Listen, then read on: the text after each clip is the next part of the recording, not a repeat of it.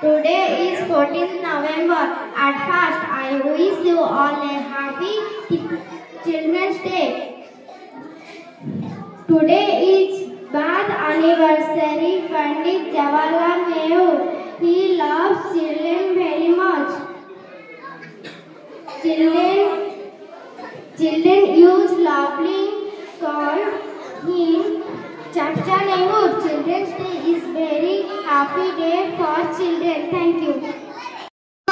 पूज्य गुरुजी और गुरुबा वृद्ध एठार उपस्थित मोर छोट बड़ भाई और भौणी मैंने आज शिशु दिवस मत किसी कहबार सुजोग मिलथिबार मु निजकु धन्यवाद करुछि।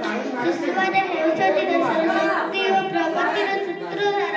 से भविष्यतर देशर नागरिक और कर्णधार भी पक्षपात होइଥାଏ। जेणु देशर सामग्रिक विकास शिशुमानक उपरे निर्भर करिଥାଏ। ସେଥିପାଇଁ ଶିଶୁମାନେ ସୁସ୍ଥ ଓ ନିରୋଗ ରହିବା ଆବଶ୍ୟକ। ସ୍ୱାଧୀନ ଭାରତର ପ୍ରଥମ ପ୍ରଧାନମନ୍ତ୍ରୀ ପଣ୍ଡିତ ଜବାହରଲାଲ ନେହେରୁ ଶିଶୁମାନଙ୍କୁ ବହୁତ ଭଲ ପାଉଥିଲେ। ସେ କହୁଥିଲେ ଶିଶୁ ଆସିଲେ ଦେଶ ଯଦି ଆମେ ଉପଯୁକ୍ତ ଯତ୍ନ ନେଇ ତାକୁ ଉତ୍ତୀର୍ଣ୍ଣ କରାଯାଏ ତେବେ ଆମେ ଏକ ସୁନ୍ଦର ଭାରତ ପରିକଳ୍ପନା କରିପାରିବା। ତାଙ୍କ ମତରେ ଶିଶୁମାନେ ହେଉଛନ୍ତି ମାଟି ପିଣ୍ଡୁଳ। ଯେଉଁ ମାଟିକୁ ଆମେ ଯେପରି ଆକାର ଦେବା ତାହା ସେହିପରି ଗଢ଼ି ଉଠିବ। ଆଉ ମଧ୍ୟ କହୁଥିଲେ ପିଲାମାନେ ହେଉଛନ୍ତି ବୃକ୍ଷ ସଦୃଶ। ଯେଉଁ ବୃକ୍ଷକୁ ଆମେ ଯେପରି ଆକାର ଦେବା ତାହା ସେହିପରି ଗଢ଼ି ଉଠିବ। Good morning everyone. My name is Sister Sangeeta Naik. Today is 14th November. We are celebrating Children's Day. At first, I wish you all a very happy Children's Day. It is the birthday of Pandit Jawaharlal Nehru.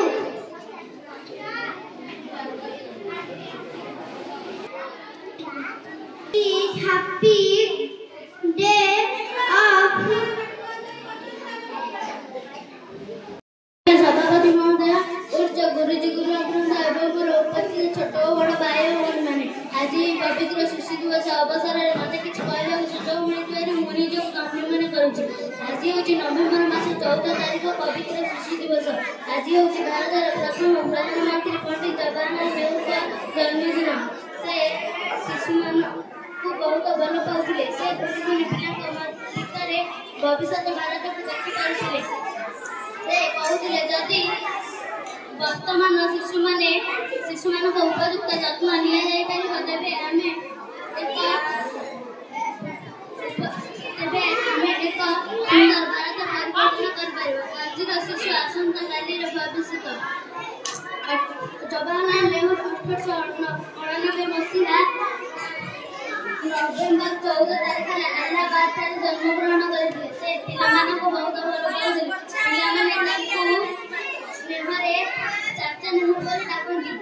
से 1964 मसीहा में 27 तारीख देहांत होते।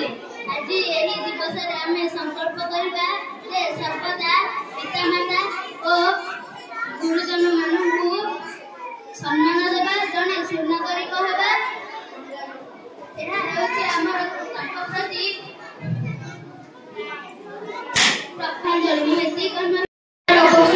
छोट बड़ भाई और भौणी मैंने तथा सहपाठी गण आज पवित्र शिशु दिवस मत किसी कहबार सुजोग मिलू निजक धन्यवाद करुच्ची। शिशु मैंने देशर शक्ति और प्रगतिर सूत्रधार। से भविष्य देशर नागरिक और देशर कर्णधार रूपे प्रतिनिधित्व होती। एणु देशर सामग्रिक और शिशु निर्भर करते। एणु शिशु मैंने सुस्थ और निरोग रहा आवश्यक। स्वाधीन भारतर प्रथम प्रधानमंत्री पंडित जवाहरलाल नेहरू शिशु मान को बहुत भल पाते। शिशु मैंने श्रद्धार चाचा नेहरू बोली डाकुले। चाचा नेहरू बोली डाकुले। मतर यदि आम उपयुक्त शिशु मान को बाटर देखा तेज आम देशर परिकल्पना कर। 14 तारीख 1899 मसीह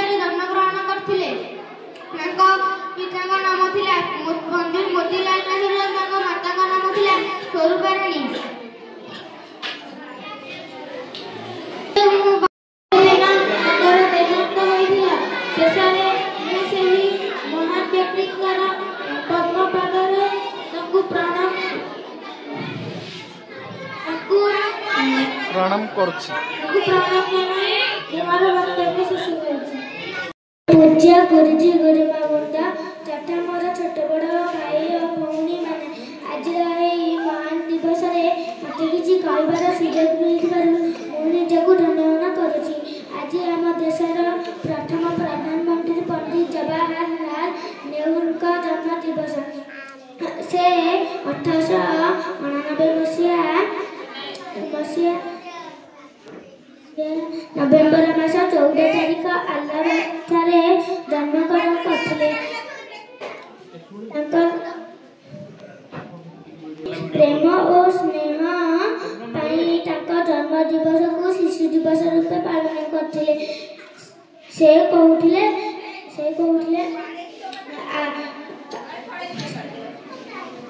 ସେମାନେ ହସିଲେ ଦୁନିଆ ହସିବ।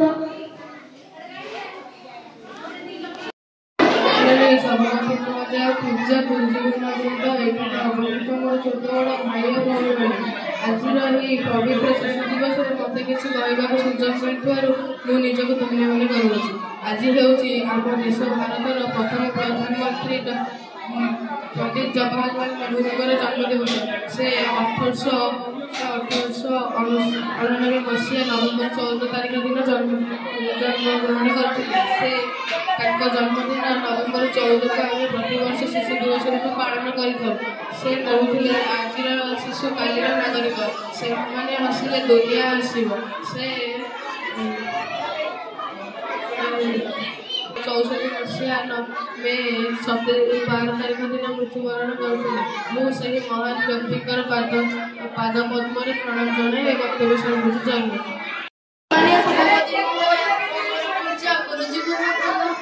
ଏଠାରେ ଉପସ୍ଥିତ ଥିବା ମୋର ଛୋଟ ବଡ଼ ଭାଇ ଭଉଣୀମାନେ ଓ ମୋର ସହପାଠୀଗଣ, ଆଜି ହେଉଛି ଏକ ପବିତ୍ର ଶିଶୁ ଦିବସ ଓ ଏହି ଦିବସରେ ମୋତେ କିଛି କହିବାର ସୁଯୋଗ ମିଳିଥିବାରୁ ମୁଁ ନିଜକୁ ଧନ୍ୟ ମନେ କରୁଅଛି। ଆଜି ହେଉଛି ପଣ୍ଡିତ ଜବାହରଲାଲ ନେହେରୁଙ୍କର ଜନ୍ମଦିନ। ସେ ହେଉଛନ୍ତି ଆମ ଭାରତର ପ୍ରଥମ ପ୍ରଧାନମନ୍ତ୍ରୀ। ସେ ପ୍ରାୟତଃ 17 ବର୍ଷ ଧରି ଆମ ଭାରତ ଦେଶରେ କାର୍ଯ୍ୟଭାର ବହନ କରିଛନ୍ତି। ଶିଶୁ ହେଉଛନ୍ତି ଦେଶର ଶକ୍ତି ଓ ଦେଶର ଆଗାମୀ ଭବିଷ୍ୟତ। ତେଣୁ ସମ୍ପୂର୍ଣ୍ଣ ଭାବରେ ଶିଶୁ ଉପରେ ନିର୍ଭର କରୁଅଛି। ଶିଶୁ ସୁସ୍ଥ ଓ ନିରୋଗ ହେବା ଆବଶ୍ୟକ। ତେଣୁ ଶିଶୁର ଉନ୍ନତି ଉପରେ ଯଥେଷ୍ଟ ଧ୍ୟାନ ଦେବା ମଧ୍ୟ ଆବଶ୍ୟକ। ଶୈଶବ କାଳରୁ ଶିଶୁର ଆଦର୍ଶ ଉପରେ ଧ୍ୟାନ ଦେଲେ ନିଶ୍ଚିତ ଭାବରେ ଜଣେ ଶିଶୁ ଉତ୍ତମ ନାଗରିକ ବା ଉତ୍ତମ ମନୁଷ୍ୟ ଭାବରେ ନିଜକୁ ଗଢ଼ି ତୋଳିବ। ଶିଶୁ ନିଜର କଳା ଓ ଦକ୍ଷତା ପ୍ରଦର୍ଶନ କରିବା ପାଇଁ ହେଲେ ପରିବେଶ, ଉତ୍ତମ ଆଦର୍ଶ, ଉତ୍ତମ ଶିକ୍ଷା ଓ ଉତ୍ତମ ଚରିତ୍ର ନିହାତି ଆବଶ୍ୟକ। ତେଣୁ ଜଣେ ମାତୃଜାତି ମଧ୍ୟ ଶିକ୍ଷିତ ହେବା ଆବଶ୍ୟକ। କାରଣ ମାତୃଜାତି ଶିକ୍ଷିତ ହେଲେ ଶିଶୁ ଜାତି ମଧ୍ୟ ଶିକ୍ଷିତ ହେବ।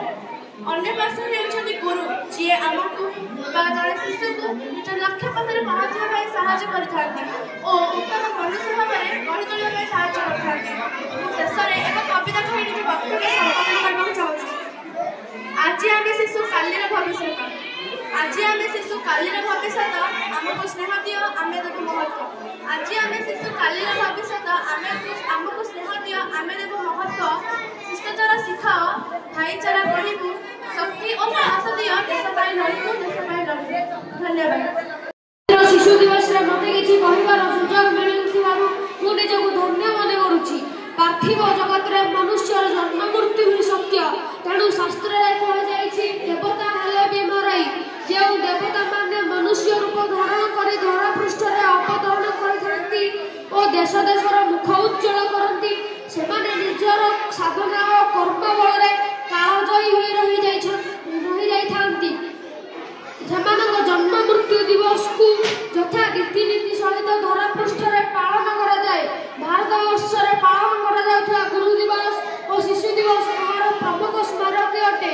ପଣ୍ଡିତ ନେହେରୁ 1899 ମସିହା ନଭେମ୍ବର 14 ତାରିଖ ଆହ୍ଲାବାଦର ଆନନ୍ଦ ଭବନଠାରେ ଜନ୍ମଗ୍ରହଣ କରିଥିଲେ। ସେ ଶିଶୁମାନଙ୍କୁ ଖୁବ୍ ଭଲ ପାଉଥିଲେ। ଶିଶୁମାନେ ଥିଲେ ତାଙ୍କ ହୃଦୟର ବନ୍ଧୁ। ତେଣୁ ସେ ଗାଇ ଉଠିଥିଲେ, ମରିବାକୁ ଚାହେଁ ମୁଁ ଏହି ସୁନ୍ଦର ଭୂମରେ, ବଞ୍ଚିବାକୁ ଚାହେଁ ମୁଁ ଏହି ଶିଶୁଙ୍କ ଗହଣରେ। ସେ କହୁଥିଲେ, ଶିଶୁ ହେଉଛନ୍ତି ସରଳ, କୋମଳ ଓ ନିଷ୍ପାପ ହୃଦୟ। ସେ କହୁଥିଲେ ଶିଶୁ ବସିଲେ ଦୁନିଆ ହସେ। ଶିଶୁମାନଙ୍କ ଠାରୁ ପ୍ରକୃତିର ସୁନ୍ଦର ଆନନ୍ଦ ମିଳିଥାଏ। ତେଣୁ ସେ ଶିଶୁମାନଙ୍କୁ ପ୍ରାଣ ଭରି ଭଲ ପାଉଥିଲେ। ଶିଶୁମାନେ ତାଙ୍କୁ ସ୍ନେହରେ ଚାଚା ନେହୁର ବୋଲି ଡାକୁଥିଲେ।